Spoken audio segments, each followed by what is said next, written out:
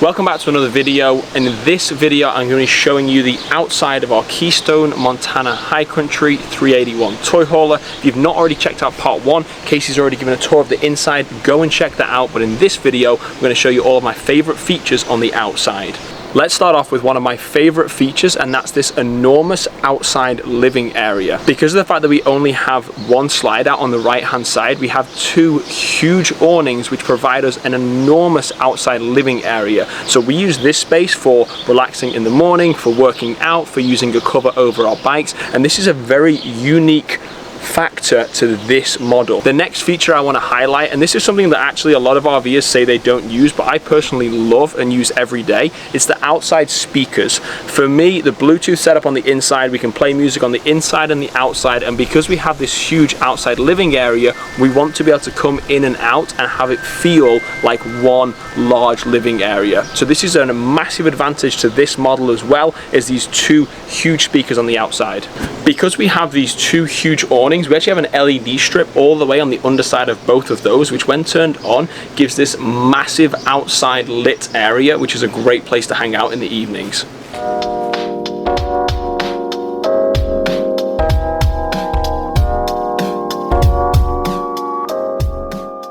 Now let's talk about the storage in this Montana. So we've got one complete pass-through storage, which I'm going to show you now.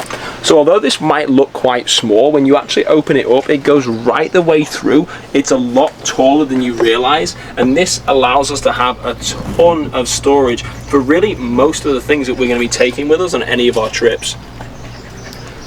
In here we're going to be storing everything from our s'more set to the dog food to our winter clothes. So we put a ton of unused items in here that allow us to keep them out of sight and out of the inside of the RV. This one is not going to be a pass-through, it's going to be a lot more shallow, and one of the things that you'll notice as I open this is that we've got this wall here, and I'm going to show you why we have that wall in a minute, but this gives us a very long strip for storage, and this allows us to store really miscellaneous things, a lot of things at the grill, a lot of things that we use outside on a regular basis, and this is a much smaller storage container. Now for those of you that are wondering why this is a 381TH, which is a toy hauler, and yet so far the entire living space has been throughout of the RV, I'm going to show you exactly how the toy hauler unit works with this, because this is one of my favorite features. So as you can see, we've got a huge basically garage door here. Now it's not the full width of the RV, which means that we don't lose any of the inside living space, which is how this fifth wheel toy hauler managed to have full living space and have the storage to be able to carry bikes, motorbikes, golf carts, whatever it is that's ultimately not the full width of the RV. So I'm going to show you this space in here now.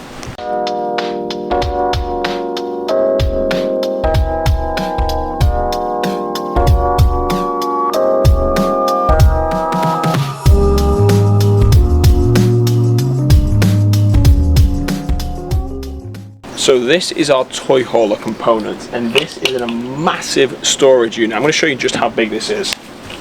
Come on, you can come too.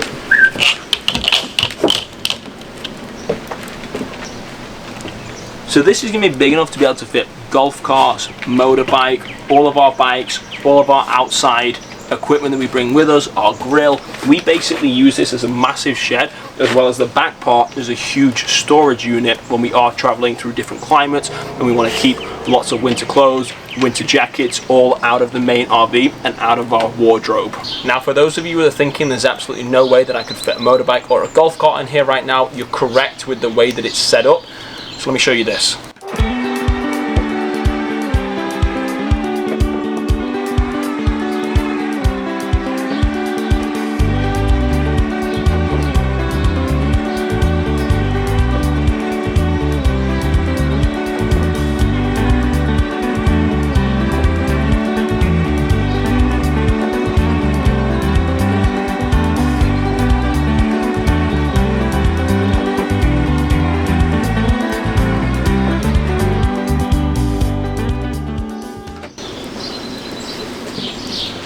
Now for reference, I'm about 6 feet tall, so this is going to show you just how much head clearance you have when this is all the way up. This above us right here is the mattress, and this is the bed. So the bed lifts up on a unit, and this allows us to have a huge storage space in here. This could even be a second bedroom if you wanted it to be. This is a massive area that gives you a lot of height on the side and a lot of depth. So again, you can see how this could be used multi-purpose, but for those of you that are looking to travel with just a motorbike or just a golf cart, this is a huge advantages that most RVs don't have.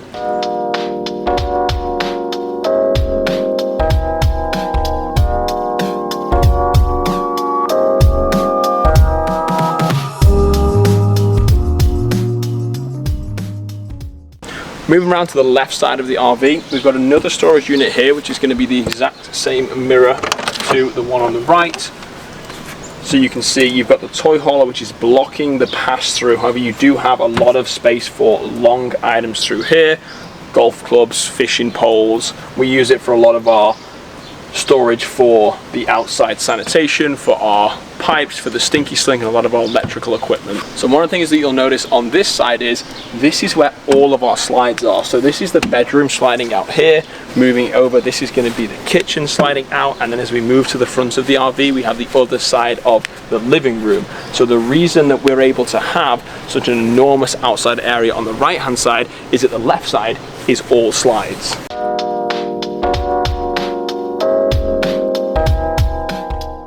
This compartment is going to be where we're going to have some storage and our water.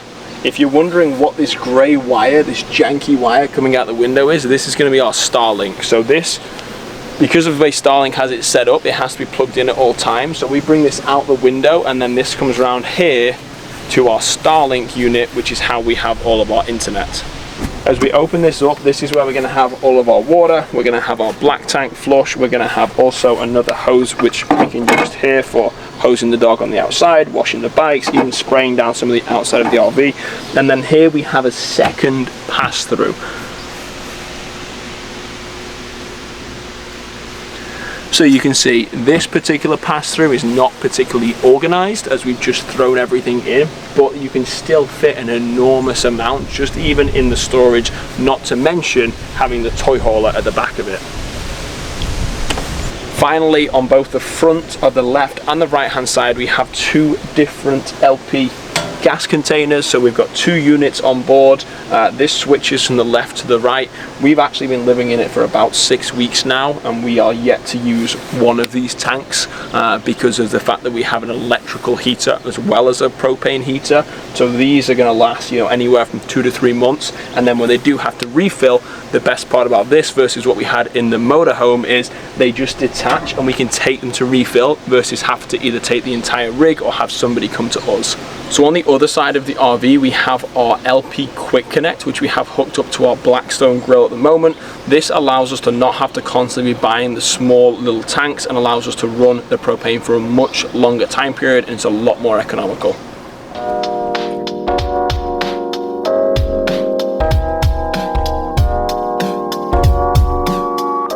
In this container is my arch enemy. This is the auto leveling system. So this is the LP Lippert component electronic leveling. This is a system that when it works correctly is beautiful, but for the other 80% of the time, there are a lot of ways you're gonna have to learn to reset this.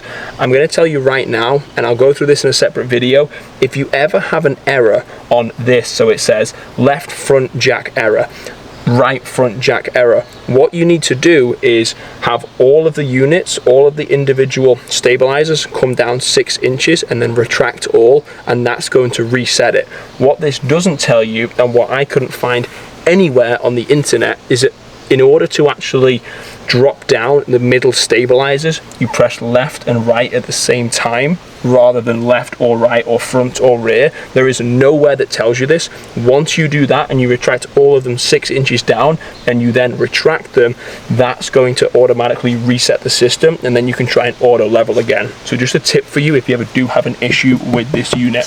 One last thing that we do have on all of our slide outs is the slide out toppers and the gutters. This just means that we don't have to get up there every single time we're trying to leave, sweep everything off, and when it is raining, the water is just going to distribute straight off there. This for me is just a lot of peace of mind. It's an upgrade that you get when you buy a new RV, so if you are looking for a used one, it's definitely something to look out for.